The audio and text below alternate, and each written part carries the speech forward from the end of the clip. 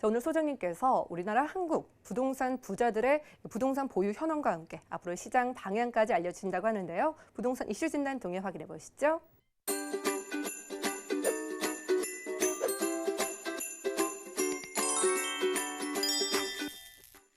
네, 누구나 부자들을 꿈꾸고 있고 뭐 저를 포함해서 모든 분들이 다 그럴 겁니다. 그럼 부자들 실제적으로 뭐 주관적이기 때문에 어떤 기준으로 부자를 평가를 하느냐에 따라 좀 달라지겠지만 실제적으로 드러나 있는 부동산이라든가 금융자산들의 가치, 그 가치를 금액으로 환산을 했을 때 이 정도는 부자다라고 얘기하는 부분도 기준점이 있겠죠. 그래서 부자들이 보유한 부동산 현황뿐만 아니라 그들이 생각하는 앞으로 부동산 시장 방향은 어떤가, 또 향후의 전망은 어떤지 한번 준비를 해봤습니다. 자, 한국 부자 수 추이 및 증가율입니다. 실제적으로 2012년도부터 계속 늘어나기 시작을 했죠. 그래서 27만 8천 명인데요. 실제적으로 0.54%, 한국 부자 0.54%가 전체 금융자산의 17.6% 정도를 보유하고 있습니다. 엄청난 수치이기 때문에 그들이 보유하고 있는 금융자산은 뭐 부동산도 포함되어 있다고 가정했을 때 실제적으로 굉장히 그 수치는 더욱더 무한히 늘어날 수밖에 없다고 보셔야 되고요. 전국 지역별로 해서 부자 수가 얼마가 되는가 봤더니요. 서울시 같은 경우는 2016년도와 17년도, 기준점은 16년도, 17년도입니다. 했을 때 10만 6천 명에서 12만 1,7천 명 정도로 늘어났고요. 뭐 각 지방별로 봤을 때도 경기 지역도 그래도 꽤 많이 늘어난 편입니다. 5만 9천 명 정도. 그다음에 실제적으로 나머지 지역들은 그렇게 크게 차이가 없습니다. 뭐 전년도도 2016년도와 17년도 비교했을 때 늘어난 수치가 그렇게 크진 않지만 서울 지역에서는 그래도 이렇게 많은 수의 부자들이 현재 탄생이 됐다는 얘기고요. 그 숫자들은 계속 지금도 증가하고 있다. 이렇게 보시면 될 것 같습니다. 자, 그럼 자산을 어떻게 구성하고 있는가? 그들이 갖고 있는 금융자산 또는 부동산 자산을 비교해 봤을 때 실제적으로 부동산 자산 같은 경우는 2014년도부터 한 4년 정도죠. 2018년도 작년도까지 봤을 때 조금 줄어든 편이긴 하나 실제적으로 55.7%에서 53.4%로 늘어나고 있습니다.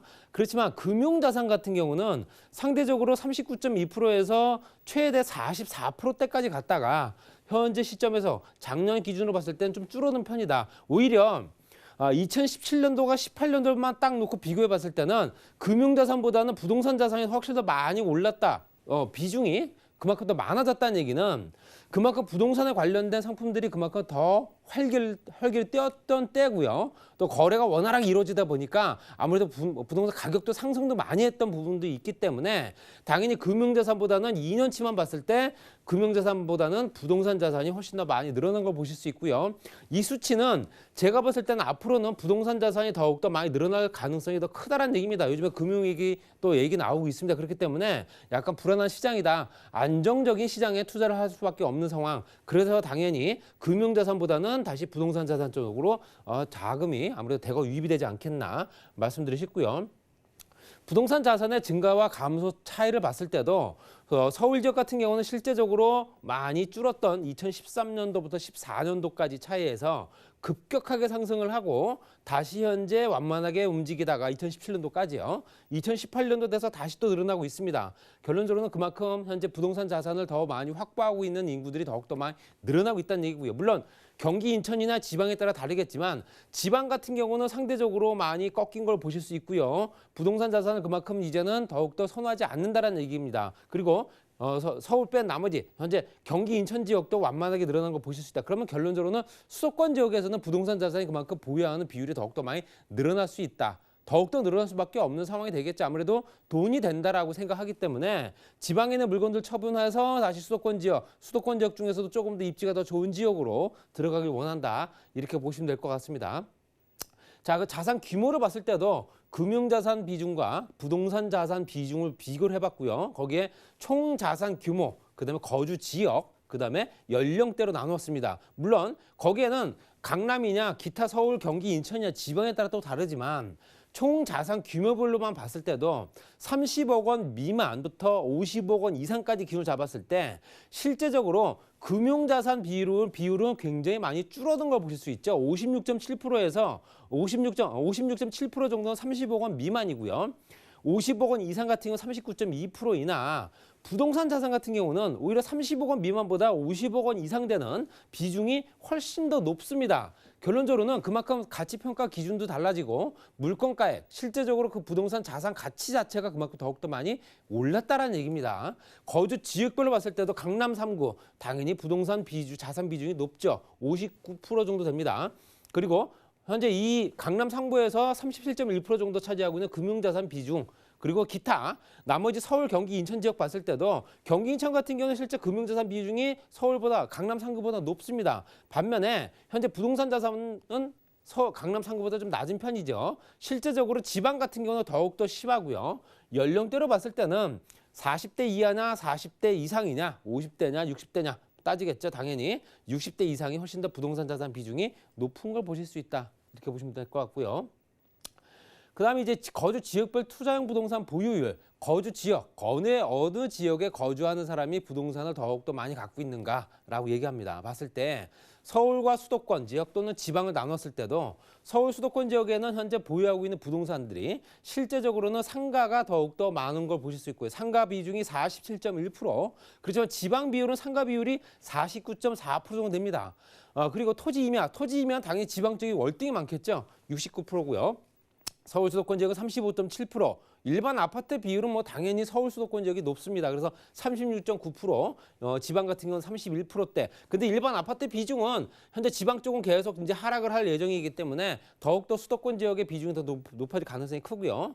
오피스텔 같은 경우는 서울 수도권 지역이 32.5%, 당연히 어무 밀집 단지나 직장인들 많은 지역으로 이 오피스텔들이 구성되기 때문에 당연히 지방보다 높을 수밖에 없습니다. 재건축 아파트는 현재 서울 수도권 지역이 8.2%, 현재 지방 지역이 17.2%. 그게 이 이유는요, 실제적으로 8.2%밖에 안 되지 않느냐라고 얘기하는 비중 봤을 때도 재건축할 수 있는, 재개발할 수 있는 토지가 없기 때문에 그렇습니다. 그리고 지방 같은 경우는 얼마든지 재개발할 수 있는 용지들 또는 재개발할 수 있는 필지, 아파트, 현재 예전에 있던 단독들 이런 것들이 워낙 많은 비중을 차지하기 때문에 당연히 지방이 훨씬 더 많을 수밖에 없다 보시면 될 것 같고요. 단독 연립 같은 경우는 서울 수도권이 월등히 많습니다. 오피스 빌딩 당연히 현재 서울 지역 많고요. 전원주택 같은 경우는 지방이 월등히 높다 보셔야 됩니다.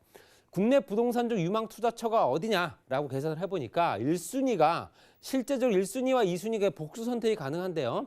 1순위, 2순위를 따졌을 때 상가로 꼽은 사람들이 많습니다. 상가로 꼽아서 수익률, 고정적인 수익을 바라는 사람들이 그만큼 많다는 얘기고요. 재건축 아파트가 거의 비슷한 수준입니다. 34.5%, 34.8%. 그리고 토지 임야가 1순위, 2순위를 합쳤을 때 27.3%, 1순위가 13.5% 정도, 오피스텔 같은 경우 24.8%, 그리고 일반 아파트냐, 또 실버타운 단독주택, 연립, 분양형 호텔을 봤을 때도 1, 2순위를 합쳤을 때 비중이 거의 지금 현재 재건축 아파트나 상가 쪽으로 많이 몰리는 걸 보실 수 있기 때문에 지금 현재 기준점 봤을 때는 재건축이나 상가들이 그래도 돈이 되지 않겠냐. 상가는 한 달에 들어오는 고정적인 월 수입, 재건축은 아무래도 시세차를 볼 수 있는 조건, 이걸 따졌을 때도 앞으로 더 국내 부동산 유망 투자처는 재건축 아파트 아니면 상가다 이렇게 본 사람들이 많다 보시면 될 것 같습니다. 그리고 부동산 자산 증가 및 감소 이런 비율 봤을 때도 실제적으로 강남 3구 같은 경우는 71%대까지 올라갔습니다. 증가가 된 거고요. 그러니까 부동산 자산 가치가 증가되는 부분을 봤을 때도 강남 3구를 따라갈 지역은 없습니다. 그래서 실제적으로 금액으로 봤을 때도 총 자산 규모 73.0% 정도가 100억 원 이상이다 보시면 될 것 같고, 그만큼 현재 고가의 주택이나 고가의 부동산들 비중이 그만큼 훨씬 더 높다라는 얘기입니다. 저 30억 원 미만보다는 높은 비중이 더 많이 차지하고 있다 보셔야 되고요. 향후 1년간 부동산 자산 증가 될 거냐 감소가 될 거냐 봤을 때는 전체적으로는 총 자산 규모는 높아질 거다 보고 있습니다. 증가할 거다 35.5%. 지금 현재 부동산 가격은 앞으로 더 오를 거다 간단하게 말씀드리면요. 그리고 총 자산 규모를 봤을 때도 100억 원 이상대가 57.1%, 거기에는 거주 지역별 거주역 부동산은 과연 어디를 차지하느냐? 당연히 강남 3구입니다. 강남, 서초, 송파까지 포함되겠죠. 기타 서울 지역은 20%, 그리고 경기, 인천 16, 지방이 15 이런 수준으로 현재 진행된다 보시면 될 것 같습니다. 자, 그리고 향후 1년 내 부동산 처분을 하는 이유가 뭐고 부동산 경기는 어떨까라고 물어봤습니다. 실질적으로 24.5% 정도가 높은 가격으로 처분 가능하다. 또는 현재 19.8% 같은 건 세금 부담 때문에 팔아야겠다라는 생각도 있고요.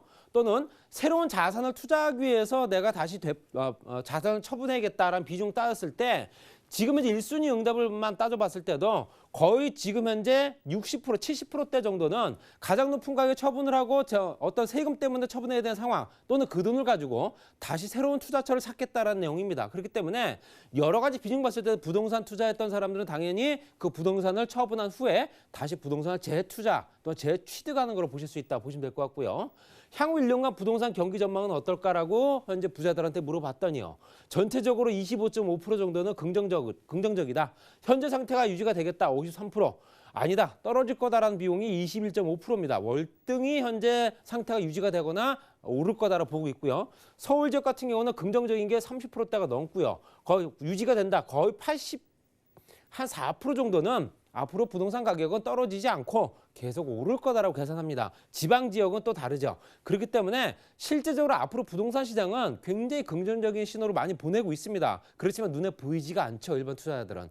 지금 이제 규제가 워낙 많아서 투자하면 안 되는 거 아닌가라고 생각하지만 거듭 말씀드리면 지금 현재 시장이 가장 투자하기에는 적기가 아닌가. 이런 부분을 좀 더 포인트를 잡으셔서 앞으로 투자하시는 데 조금 더 도움이 되셨으면 합니다. 박영신 소장님의 무료 상담 소식입니다.